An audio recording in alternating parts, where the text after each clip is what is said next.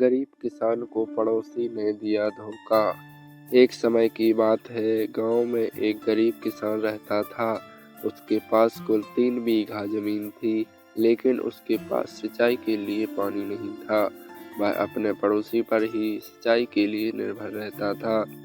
लेकिन एक बार उसकी पड़ोसी से कुछ कहासुनी हो गई, तो पड़ोसी ने उसे सिंचाई के लिए पानी देने से मना कर दिया और उसने बात करना भी बंद कर दिया। अब बेचारा गरीब किसान परेशान होने लगा।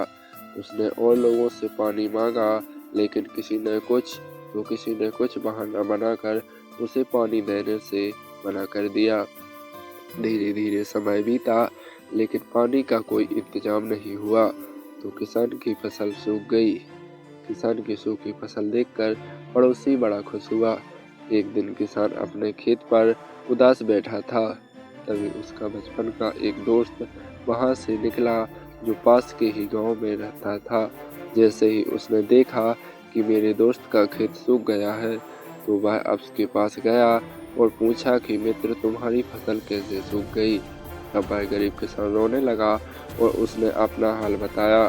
तब उसके मित्र ने उसे समझाया और उसे अपने ही खेत में एक कुआं खोदने की प्रेरणा दी। अब बेचारे किसान की फसल खराब हो चुकी थी, उसके पास कोई काम नहीं था, तो उसने अपने दोस्त की बात मान ली और अपने ही खेत में कुआं खोदने लगा। पैसे न होने के कारण अकेला ही दिन भर मिट्टी खोदता रहता और शाम को उदास होकर घर को चला जाता। कुछ दिनों तक वह मिट्टी खोदता रहा। एक दिन मिट्टी खोद रहा था, तभी उसे एक मिट्टी का घड़ा मिला।